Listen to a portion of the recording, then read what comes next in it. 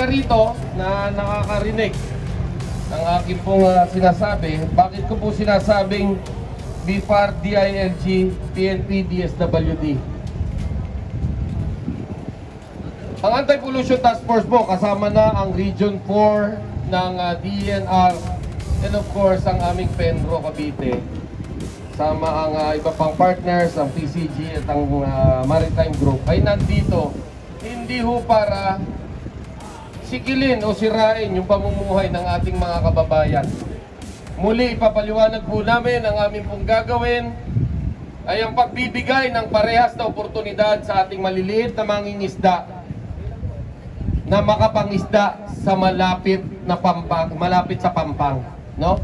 Ngayon po ang kailangan sa kanila 15 kilometers away para makapangisda sila ng malaya. Dahil kung titignan nyo yung mga struktura na yan na nasa tinatawag nating municipal waters, eh yan yung nakahambalang sa kanilang pangisdaan. With that, pilit pong pinipilipit, no, yung impormasyon at sinasabing ito ay pang-api at paninira sa kabuhayan ng maliliit nating mga mangingisda. Kapag yan po ay nalinis, ang unang-unang makikinabang ay yung maliliit na mangingisda at hindi yung mga kapitalistang sinasamantala ang yamang dagat habang sinasakripisyo ang buhay ng maliliit nating mangingisda. Kaya po natin inimbita ang media rito para obligahin ang ating mga kasama, ang local government, ang PCG, ang Maritime Police, at ang DENR na bantayan ang karagatang ito at hindi na muling maulit ang sitwasyong nakikita natin ngayon. Dito po kasi meron tinatawag na thin line of legality kung kaya't nangyari ito. Una, merong ditong issue on the boundary of the municipal waters na sinamantala nitong mga ganit na kapitalista. Pangalawa, meron din ditong thin line of legality when it comes to jurisdiction ng PCG, ng DENR, ng BFAR. Kung kaya't ngayon, sa halip na magturuan kami, nagkaisa kaming lahat, i-implement namin ang dapat gawin para sa ating maliliit na Juan de la Cruz. So hindi ko pakakahabaan ito. Ang mahalaga, malaman ninyo na mga kasama namin na kayo mismo ay kaya nyo ipaliwanag sa mga anak nyo, sa mga kamag-anak nyo, pag-uwi nyo, na ganito yung ginawa namin. Na ang ginawa namin ay pagtulong sa maliliit na mangingisda, hindi paninikil sa mga mahihirap. Kasi yun, napakahirap ipaliwanag ito sa mga taga rito kung tayo mismong operator, kung tayo mismong enforcer, eh hindi naniniwala sa ginagawa natin. So again, I've explained everything to you. Ito po yung ginagawa natin. Ang tatanggalin lang po natin dyan ay yung illegal. No? Yung malinaw, yung illegal. Ano yung illegal? Yung pong walang permits, yung pong bawal sa gitna ng dagat na sinasabi ng batas. Sino man po yung abutan natin dyan, kung meron didipa-dipa dyan, arestuhin nyo. Dahil yan po ay illegal. Ngayon, kung yan po ay inabandon na, base sa impormasyon namin, matagal pong binantayan ng Coast Guard dyan. Mahigit 1-2 buwan na nilang binabantayan para malaman kung sino mga may-ari niyan. Wala na pong pumupunta dyan. So, meron man gabi, di ba? Pero umaga, habang binabantayan, talagang wala, no? So, wala tayo ma-identify na taong pwedeng hulihin o idemanda. But now, pag may naabutan tayo, since maaga po, kakasuhan natin. Okay? So, malinaw po yun sa ating lahat. So, with that, siguro, after this, magbibigay lang ng briefing ang ating pong Penro. And ako naman po, pupunta muna ako sa likod dahil i-ayos ko rin yung sasakyan po nating mga vessel.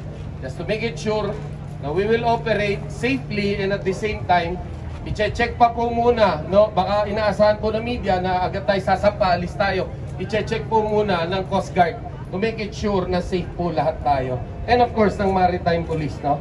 So with that, I thank all of you who joined this operation. Looking forward that everybody will wake up in this situation wherein there is a president who's giving his attention to such small things, no? Napakaliit na bagay nito, pero binibigyan ng atensyon ng Pangulong Rodrigo Roa Duterte. Ibig sabihin, tayo mismo na mga maliliit, na mga empleyado ng gobyerno o taong bayan ay kailangan bigyan na rin ng pansin ito dahil ang ating Pangulo mismo ay gumagalaw para sa atin. Kaya tulungan natin siya. Maraming salamat po.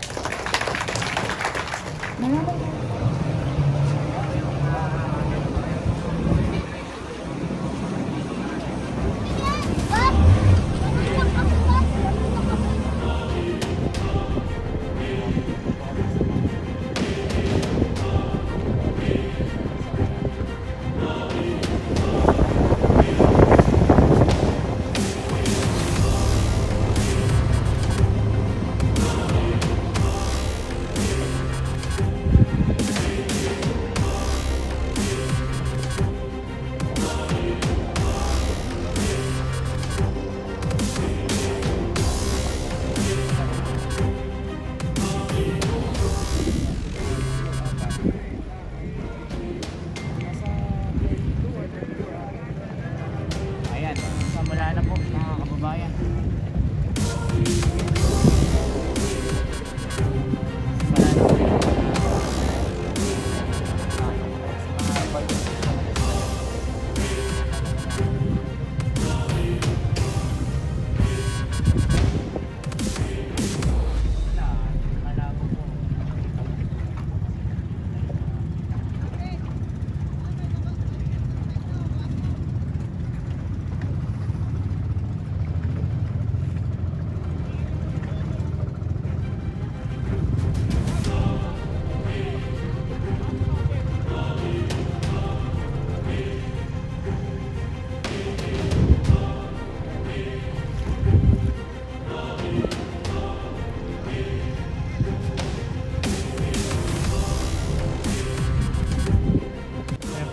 Kababayan, bali 32 sapra na yung nakaplanong tanggalin lahat na magsisimula ngayong araw hanggang 6.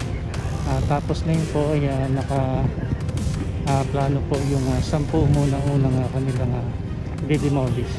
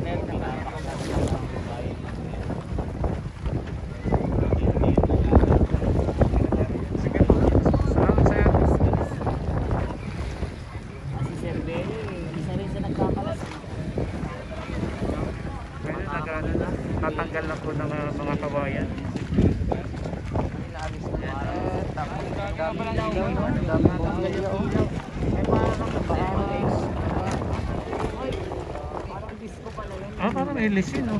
Ayun. Baka pan nila, no? Yung electric fan. Ilaw. May ilaw pala.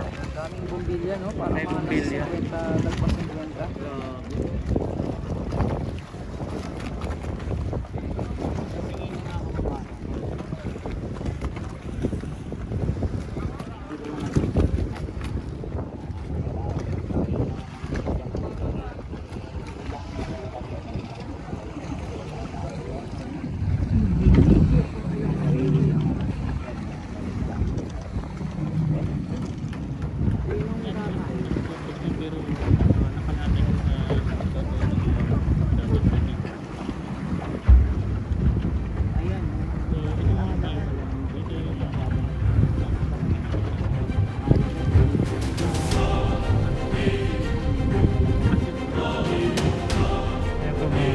Bali, 32 SAPRA na yung nakaplanong tanggalin lahat.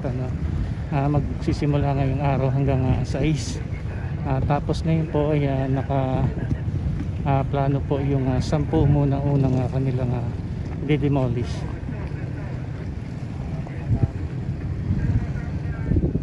Ay mahigit na 100 structures. Hindi pa namin nakakategorize. Almost 50% ng tahungan. Okay. So yung another 50% din yung combination ng SAPRA, fish cage, baklad, and fish pen. Ano yung challenges sa operation na to, sir? Yung challenges, siyempre yung pag-unawa dun sa effort. At pangalawa na hindi ang pagpapaliwanag sa taong bayan, lalong-lalo sa mga maliliit na mga isda, na ang ultimate na makikinabang dito ay ang maliit na mga isda dahil lalawak ang kanilang pangisdaan using the traditional way. At the same time, yung challenge din para sa iba't ibang ahensya, tutulong-tulong, kanya-kanyang mandato, may mandatong BIFAR, may mandatong Coast Guard. Ang DNR ay nandito para mag-coordinate bilang tinatadhana rin ng continuing mandamos bilang coordinating agency. At the same time, yung LGU, at the end of the day, LGU, hindi rin natin sila iiwanan dahil kailangan nilang i-rationalize yung gamit ng mga municipal waters para at least consistent dun sa objective natin dito sa Manila. Sir, could you tell us about this cooperation na lang po? Opo, ating pong Philippine Coast Guard ay isa sa mga ahensya na atasan ng ating Supreme Court na ipatupad yung mandamos.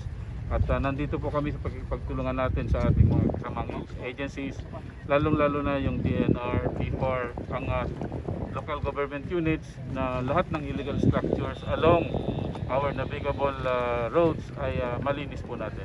At isa rin po ito sa ginagawa natin with the whole of government approach natin palagi. Ang inyong pong Philippine Coast Guard ay isa rin po sa nagpapatupad ng marine environmental protection.